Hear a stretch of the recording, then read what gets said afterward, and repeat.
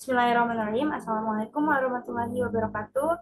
Hello everyone, my name is Muthmainnah, and today I would like to share with you about the introduction to teyl. Especially, I will discuss the topic about young learners.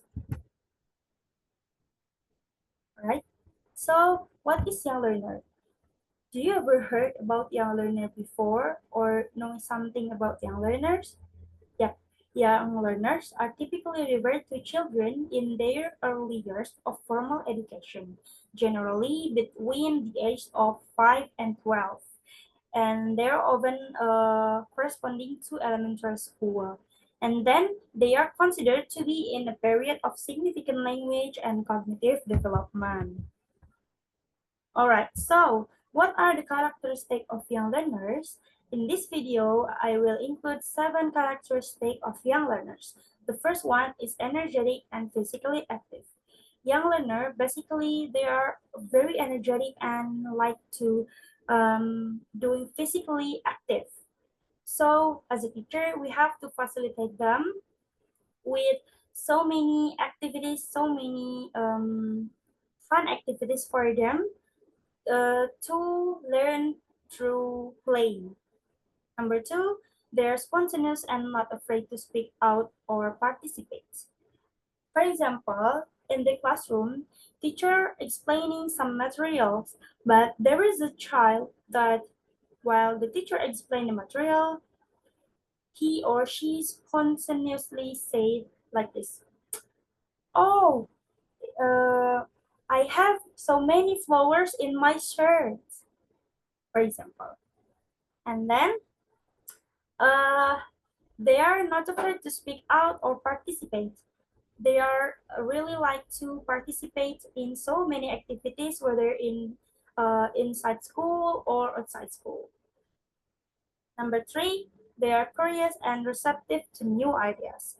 If we if we tell them about new materials, they will curious. They will ask so many questions to us. All right. Number four, imaginative and enjoy make-believe. They are so imaginative. So we have to give them some material that can be imagined to them. For example, today I will tell you about fruit. I will tell you about the apple.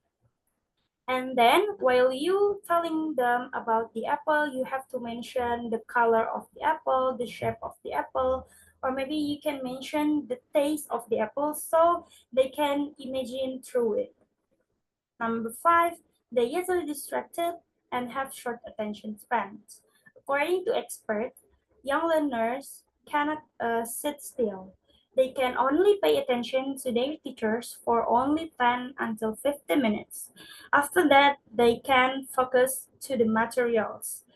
Okay, so um, number six, egocentric and relate new ideas to themselves. I will give you the example of this. For example, the teacher reads a story about the character who is sad because their ice cream fell on the ground. And then there is a young child, might be saying, "But ice cream is yummy. Why are they sad?" They are focusing on their own positive association with ice cream and struggling to understand the character's negative emotional experience due to the loss.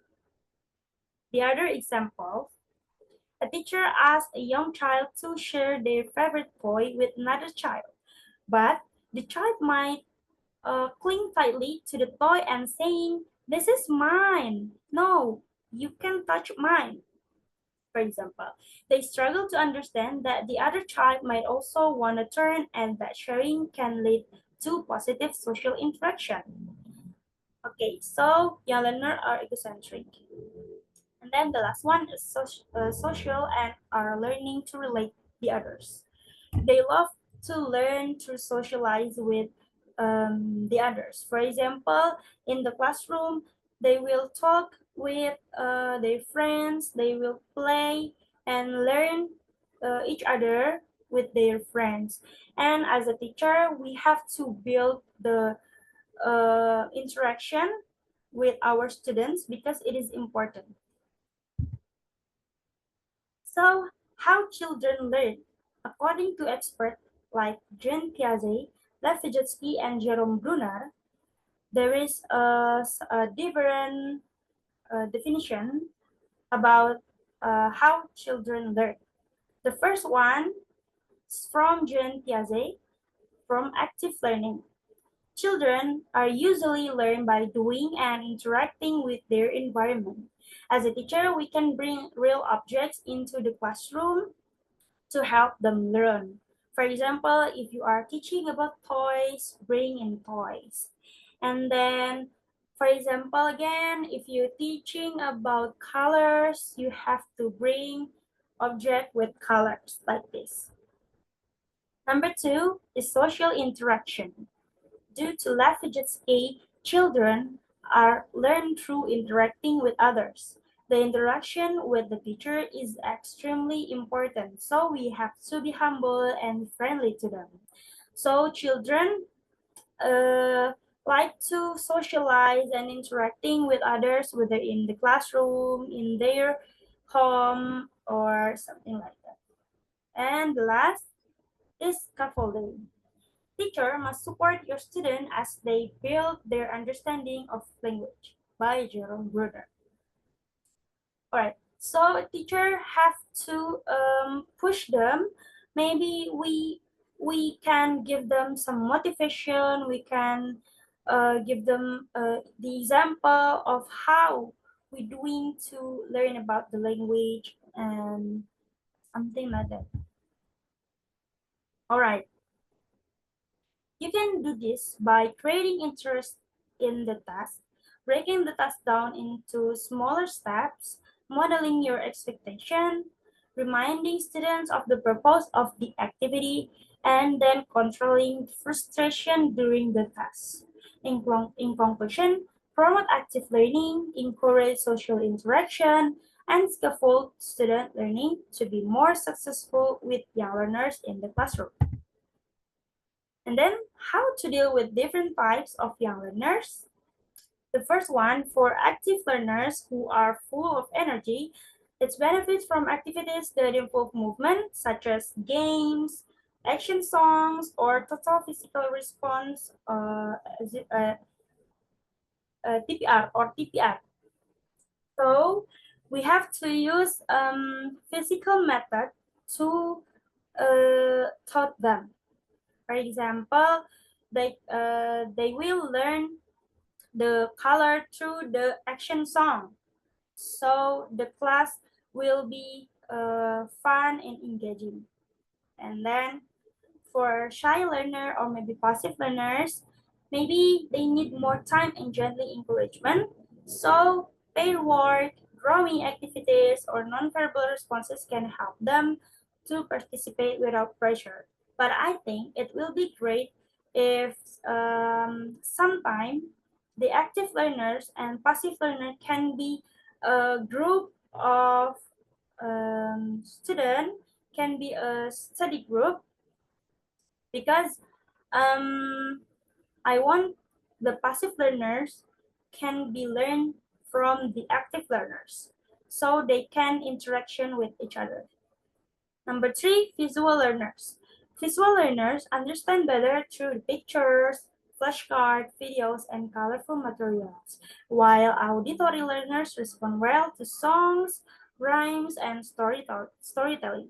So as a future teachers, we have to give them space or facilitate them with some flashcards, videos, and colorful materials, because it will help them to uh, easily understand about what we explained. Number four, kinesthetic. Kinesthetic learners need to be physically engaged with the lesson. So hands-on tasks like crafts, building, or acting out scenes are effective. For example, we can use role play activity in the classroom, so the kinesthetic learners are can can understanding the materials easily. The last, for learners with special needs, it's important to provide extra supports, of course, simplify instruction, use clear visuals, and create an inclusive environment that values their contributions. Overall, being flexible to them, observant, and supportive helps ensure that every child feels confident and included in the learning process. All right, so in conclusion, young learners foster unique characteristics that significantly influence their learning process. Yeah, they approach language holistically, focusing on meaningful communication rather than grammatical analysis. And their learning is often indirect, absorbing information from their surroundings through concrete experiences, movement, and play. While enthusiastic and curious, their attention spans are typically shorter, requiring engaging and varied teaching methodologies. So, effective teaching for young learners recognize these traits, incorporating activities that are interactive, visual, and multisensory, creating a fun and supportive environment that encouraging exploration and participation is crucial for their language development and overall educational journey. So, understanding and adapting to their development stage and individual needs is a key to fostering successful learning outcomes. Maybe that's all from me. Thank you. Wassalamualaikum warahmatullahi wabarakatuh.